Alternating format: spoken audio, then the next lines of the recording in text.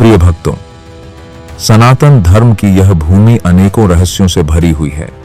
यहाँ हर देवता की अपनी एक अद्वितीय कथा है।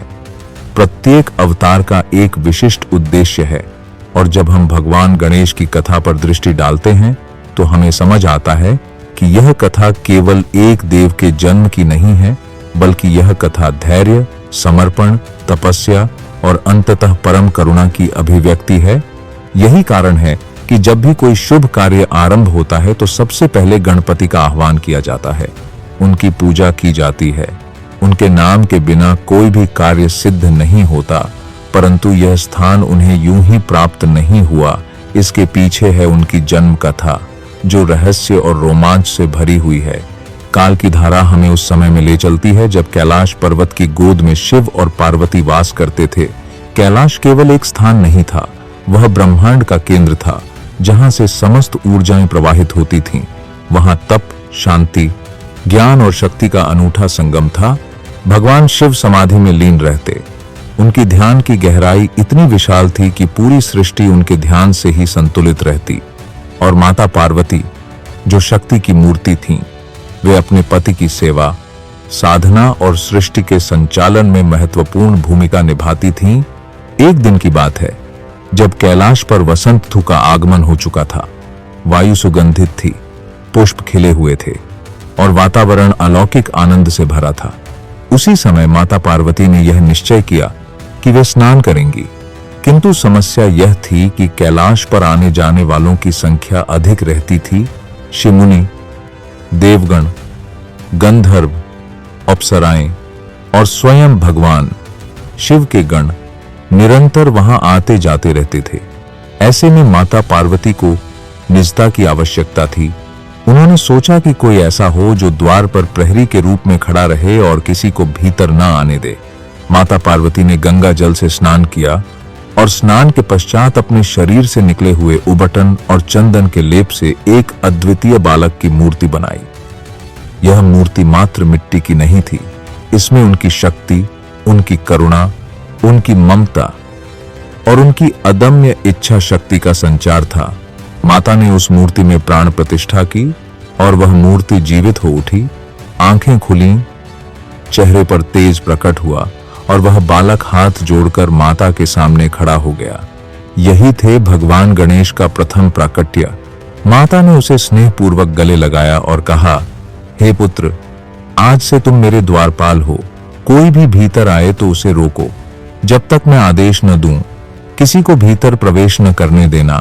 बालक ने अपनी माता के आदेश को सिर झुकाकर स्वीकार किया। उस समय उसे यह ज्ञात नहीं था कि उसका यह कार्य उसे समस्त देवताओं के बीच विशेष स्थान दिला देगा।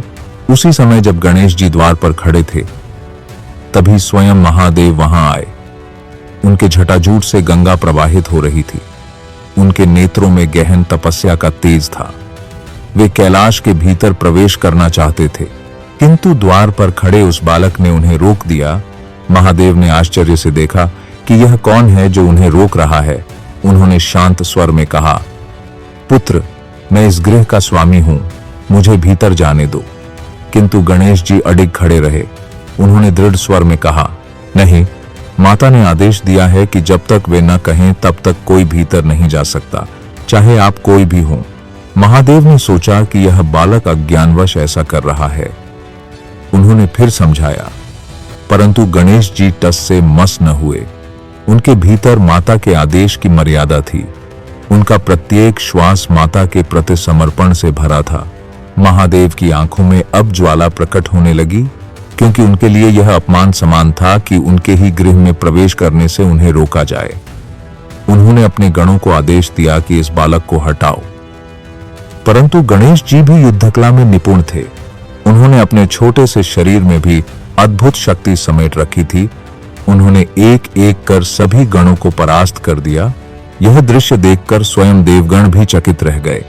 एक छोटे बालक में ऐसी शक्ति, ऐसा तेज, ऐसा साहस, यह सब माता पार्वती की शक्ति का ही प्रतिरूप था। अंततः महादेव को स्वयं शस्त्र उठाने पड़े। उन्होंने त्रिशूल से आक्रमण किया और उस प्रचंड वार से गणेश जी का मस्तक धड़ से अलग हो गया और बालक निर्जीव होकर भूमि पर गिर पड़ा। जब माता पार्वती ने यह दृश्य देखा तो उनके क्रोध की कोई सीमा न रही। उनकी आंखें अग्नि के समान लाल हो गईं। उन्होंने देखा कि उनके पुत्र का वध स्वयं उनके पति ने कर दिया है। उनका रोष इतना बढ़ा कि समस्त लोग कांपने लगे। उन्होंने अपनी शक्ति को प्रकट किया और कहा, यदि मेरे पुत्र को जीवित न किया गया तो मैं अपनी शक्ति से संपूर्ण सृष्टि का संहार कर दूंगी। देवताओं के महल कांप उठे, दिशाएं थर्रा गईं, गंधर्व, अप्सराएं, ऋषि मुनि सभी भयभीत हो गए। देवगण और स्वयं ब्रह्मा विष्णु भी वहां आए और उन्होंने माता को शांत करने का प्रयास किया। वे बोले, हे माता, धैर्य रखिए, हम सब मिलकर आपके पुत्र को पुनः जीवित करेंगे, परंतु अपने क्रोध को शांत करें। तभी महादेव भी माता के समीप आए और उन्होंने अपने किए पर क्षमा मांगी। वे बोले, हे पार्वती, यह कार्य अनजाने में हुआ है। तुम्हारे पुत्र ने मेरे आदेश को स्वीकार नहीं किया, इसलिए यह स्थिति उत्पन्न हुई। किंतु अब मैं वचन देता हूं कि तुम्हारे पुत्र को पुनः जीवित करूंगा और उसे देवताओं में सर्वोच्च स्थान दूंगा। तब भगवान शिव ने अपने गणों को आदेश दिया कि उत्तर दिशा की ओर जाओ और जो भी पहला प्राणी दिखे उसका मस्तक लेकर आओ। गण वहां गए और उन्होंने देखा कि एक हाथी अपने पुत्र के साथ वहां विचरण कर रहा है। उन्होंने हाथी के बालक का मस्तक लिया और शिव के पास लेकर आए। महादेव ने उस मस्तक को बालक के धड़ पर स्थापित किया और अपने मंत्रों से प्राण प्रतिष्ठा की। देखते ही देखते बालक पुनः जीवित हो उठा। उसकी आंखों में वही दिव्य तेज प्रकट हुआ, किंतु अब उसका स्वरूप विलक्षण था। उसका शरीर बालक का था, किंतु मस्तक हाथी का। माता पार्वती ने अपने पुत्र को पुनः जीवित देखकर उसे हृदय से लगा लिया। उनके नेत्रों में आनंद के आंसू थे और तभी महादेव ने घोषणा की, यह बालक अब से गणों का नायक होगा। इसका नाम गणेश होगा और यह विघ्नहर्ता कहलाएगा। समस्त देवता सबसे पहले इसकी पूजा करेंगे और यह सभी शुभ कार्यों का आदिपति होगा। बिना इसके आह्वान के कोई भी कार्य पूर्ण नहीं होगा। देवताओं ने मिलकर गणेश जी का अभिषेक किया, उन पर पुष्पों की वर्षा की और ब्रह्मा, विष्णु, शिव ने स्वयं उन्हें आशीर्वाद दिया। गणेश जी ने विनम्रता से सबका अभिवादन किया। उनके हृदय में केवल माता के आदेश की मर्यादा और पिता की आज्ञा का पालन था। इस प्रकार उनका जन्म उन्हें देवताओं में अद्वितीय स्थान दिला गया। गणेश जी का यह स्वरूप संसार के लिए एक अद्भुत संदेश लेकर आया। उनका हाथी का मस्तक ज्ञान और बुद्धि का प्रतीक है। उनकी छोटी आंखें ध्यान और गहराई का प्रतीक हैं। उनके बड़े कान सबकी सुनने की क्षमता का प्रतीक हैं। उनका टूटा हुआ दांत बलिदान का प्रतीक है। उनका विशाल उदर सहनशीलता और धैर्य का प्रतीक है और उनके वाहन मूषक अहंकार पर विजय का प्रतीक है। समय के साथ गणेश जी की महिमा चारों दिशाओं में फैल गई। हर यज्ञ, हर अनुष्ठान, हर शुभ कार्य की शुरुआत गणेश पूजन से होने लगी। वे विघ्नहर्ता कहलाए क्योंकि उनके स्मरण मात्र से ही सभी बाधाएं दूर हो जाती थीं। वे मंगलकर्ता कहलाए क्योंकि उनके नाम से ही सबका कल्याण होता था। और वे सिद्धिदाता कहलाए क्योंकि उनके बिना कोई भी सिद्धि प्राप्त नहीं हो सकती। इस कथा का रहस्य यही है कि एक बालक का अपनी माता के आदेश के प्रति समर्पण उसे देवताओं का देव बना देता है। यही गणेश जी का जन्म रहस्य है। यही उनकी कथा का सार है।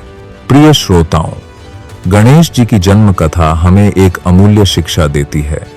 यह कथा केवल देवताओं की लीला नहीं है, बल्कि यह हमारे जीवन का भी दर्पण है। यह हमें बताती है कि माता पिता के प्रति समर्पण, आदेश की मर्यादा और सच्ची भक्ति मनुष्य को परम स्थान दिला सकती है।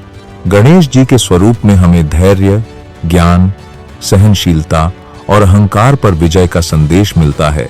वे हमें सिखाते हैं कि जीवन में आने वाले हर विघ्न का समाधान धैर्य और बुद्धि से संभव है। यही कारण है कि गणेश जी को विघ्नहर्ता कहा जाता है। तो आइए हम सब भी अपने जीवन में गणेश जी के उपदेशों और उनके आदर्शों को अपनाएं। अपने भीतर धैर्य, करुणा और बुद्धि का विकास करें ताकि हर कार्य में सफलता प्राप्त हो और जीवन मंगलमय बने। जय श्री गणेश।